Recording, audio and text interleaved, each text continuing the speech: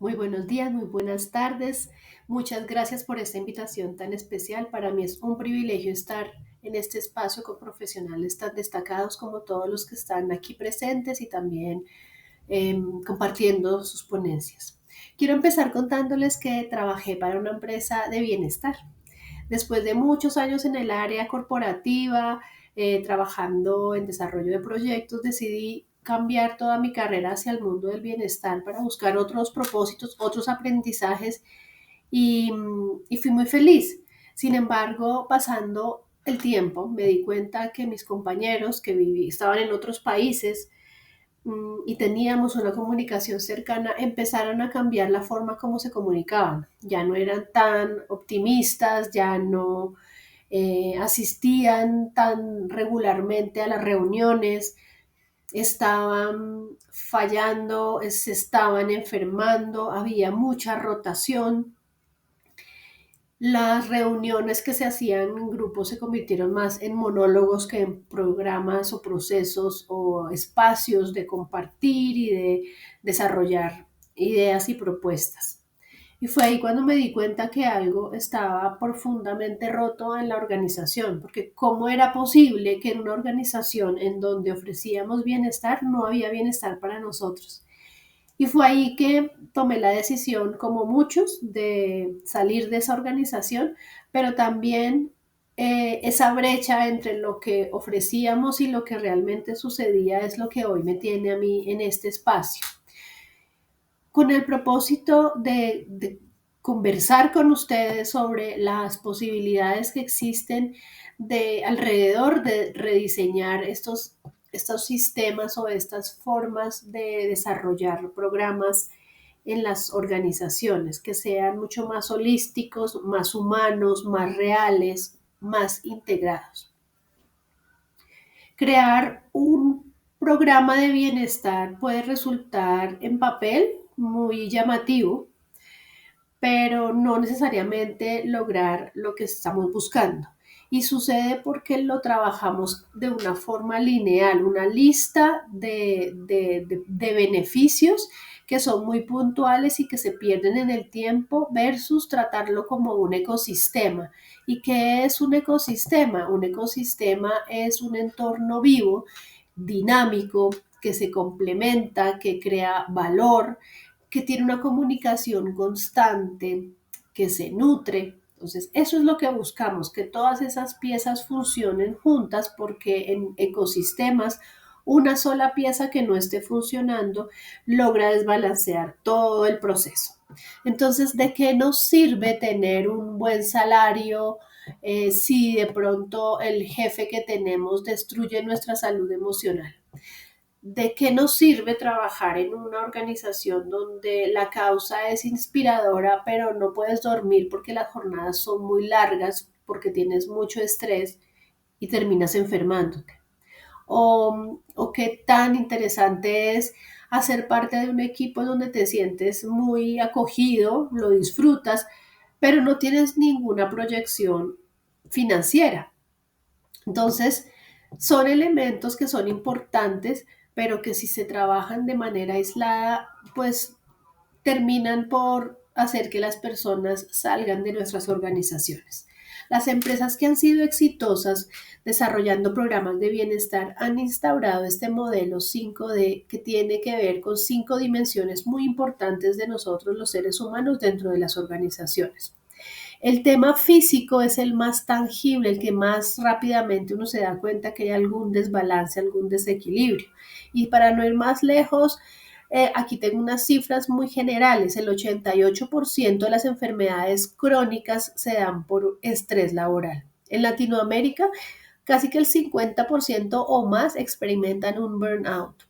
Y aquí unos números que para mí son importantes porque son parte de la bandera que yo cargo en estos temas, y es que el 65% de las mujeres laboralmente activas presentan dificultades en perimenopausia y en menopausia. El 50% piensan en abandonar su trabajo, especialmente si están en cargos de liderazgo, y el 53% han manifestado que a nivel corporativo jamás se ha abordado este tema. Aquí hay un mundo por desarrollar.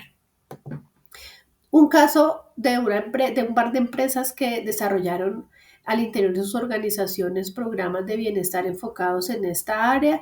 Está Vodafone y está esta empresa española, Nestlé, en Nestlé España, crearon programas para mujeres y sus líderes en temas de perimenopausia y menopausia en entornos corporativos. ¿Y qué hicieron? Disminuyeron la deserción de mujeres líderes en estas etapas.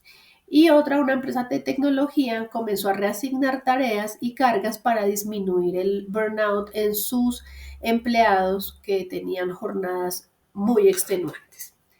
El área emocional es una de las más importantes, pero también es invisible, no se puede medir tan fácilmente, porque además mostrarse vulnerable en entornos corporativos, entre comillas, no está bien visto. Entonces, aquí necesitamos líderes, como decían en otras de las ponencias, líderes que sean empáticos, que sean facilitadores de conversaciones que son difíciles, de conversaciones que son incómodas, para poder movilizar a sus equipos. Una farmacéutica creó un programa llamado Autopsia sin culpa. Entonces, aquí, ¿qué hacían? Revisaban procesos para empezar a identificar dónde estaban las fallas, los puntos claves y poder ajustar a tiempo. ¿Eso en qué se tradujo? En evitar la pérdida de millones de dólares en las organizaciones y pues de vidas, porque finalmente era una farmacéutica. La dimensión social es otra fundamental porque somos seres sociales. Venimos de una pandemia en donde cambió la manera de trabajar a una forma mucho más flexible, híbrida o en casa completamente.